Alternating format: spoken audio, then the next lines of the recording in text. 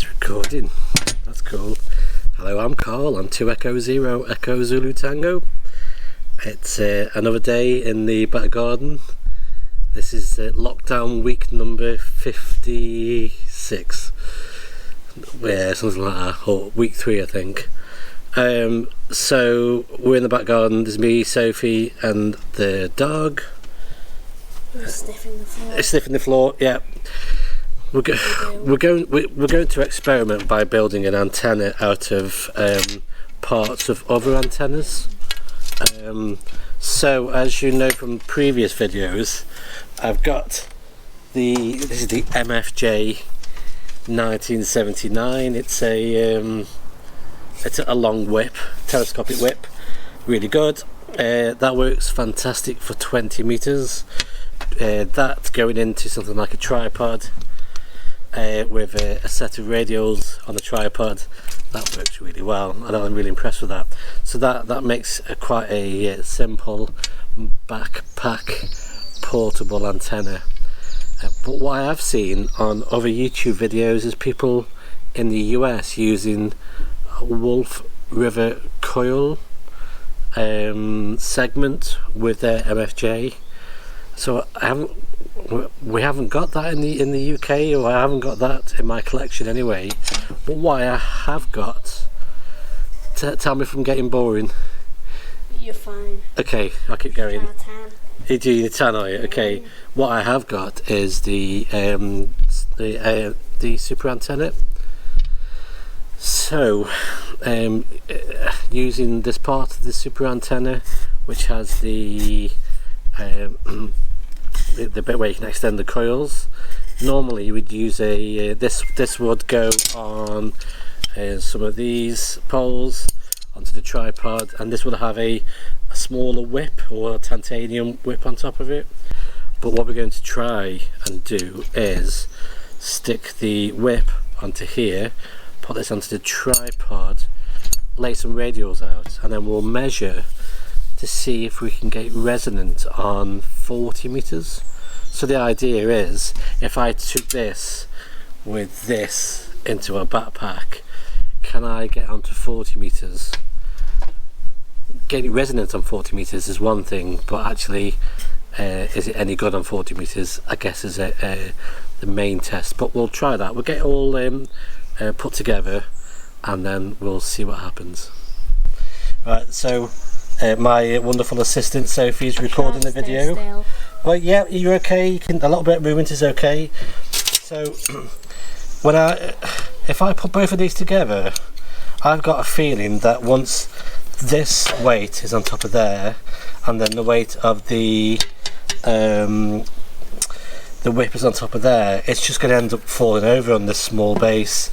So I'm going to see what it's like if I just use one of these,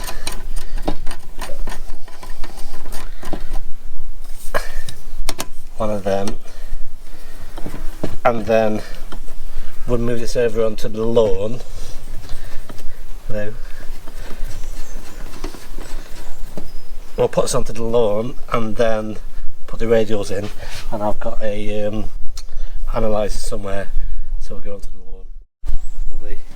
So the way that this, because we're actually going to be using this not in its normal configuration, the actual distance we've got here, we don't actually know what that needs to be at. It's just going to be an experiment, really. We're going to put the analyzer onto 40 meters with the telescopic whip on, and move that until it actually resonates on the calling part of the frequency, and then we've got to try and work out how stable that is, because there's no point taking this out if every 5 minutes you're going to keep falling over. So we'll get the radials in, put the whip on, and see what happens. They get wrapped up in each other so easily. There's a invisible field of tripwires for fairies, or idiots like me, as I'm walking across. That's something you would do. Yeah, I've done that a few times. A bit closer. Get some of this going up from your hands here.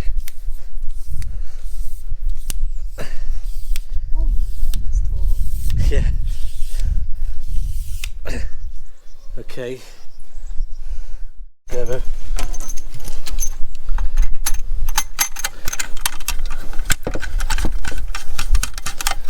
Okay. So, if you can, you read that from there? Hopefully.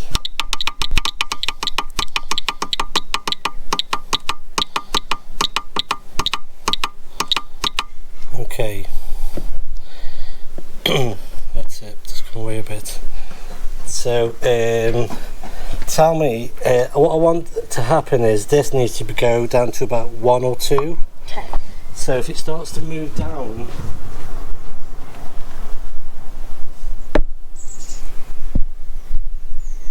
what's that done?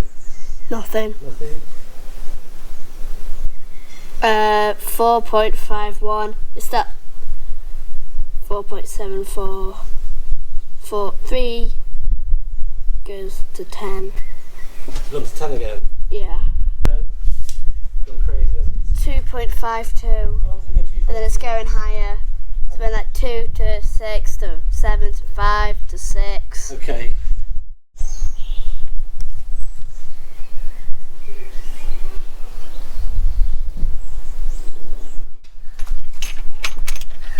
So that's taken what, 10-15 minutes of me fiddling about with the coil and the whip, just trying to find the best place to have them both out. I've got the coil pretty much on full extension, and then I've got a telescopic whip on full extension, and I've got the coil as you've seen on the video that Sophie's kindly done. Have you seen the lean on that? So much is leaning over to one side. Have a quick look at that.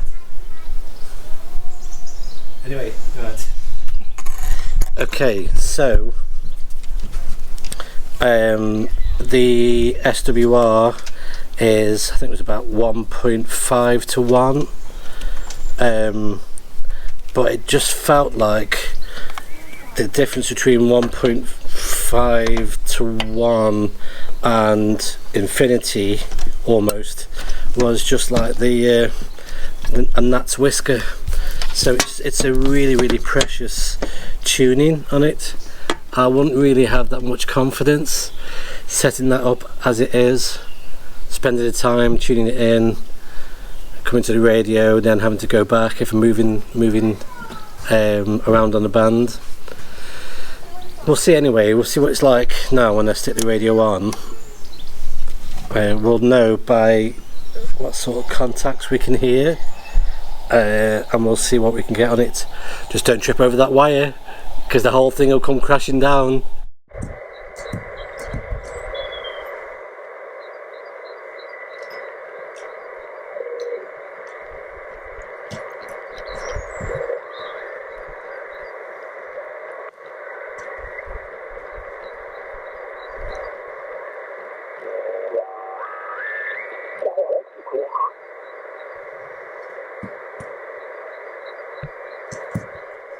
Yeah. A little bit down, 55, 5 by 5, and the system is running good, over. Got the usual problems with this this screen is absolutely awful to read in any sort of daylight.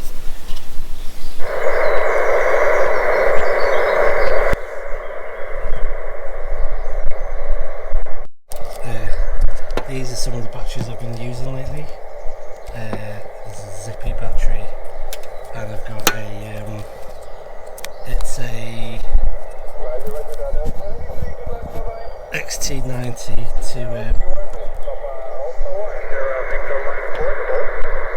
to Echo Zero Echo Zulu Tango.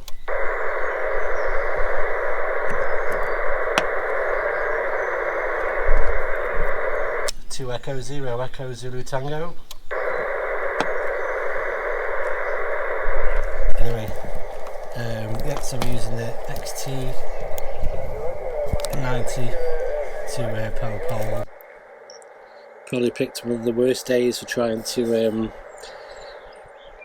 test the actual antenna on on actual radio, because the conditions are really poor at the moment.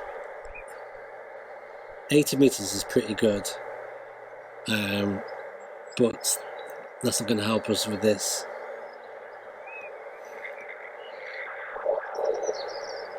I know that on the main radio, when I was tuning around an hour or so ago, there was very little activity to listen to.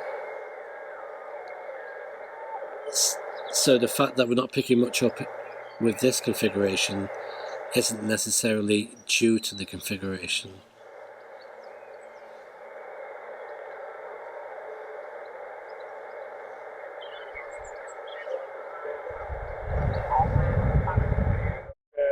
Coil only, but I will make a picture today to get it the antenna with the coil and the car on its own. So this is the 40 meter setup, and the car itself is the counterpoint. So there's no radials. It's just the car itself. QSL.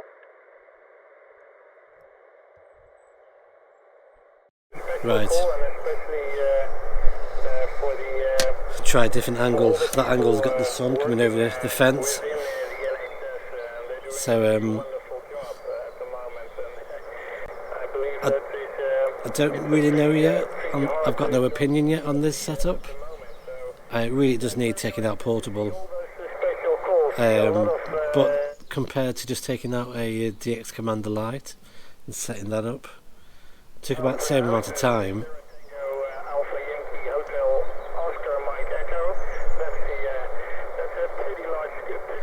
But relying on the coil, which is just a coil of wire, I guess there's lots of energy loss there.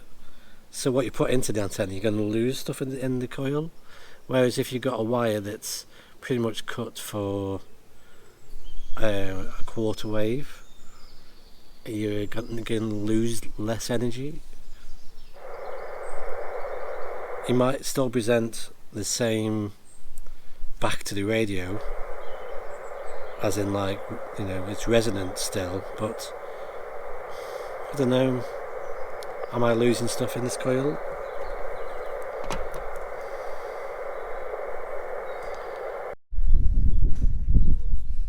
Right, the experiment is over because this whole thing has just fell over. It sort of chopped you a little bit, only slightly, and ended up. What's Betsy up to? My review of the idea is it's a poor idea at the moment. This will definitely need fastening down, and the SWR is so precarious.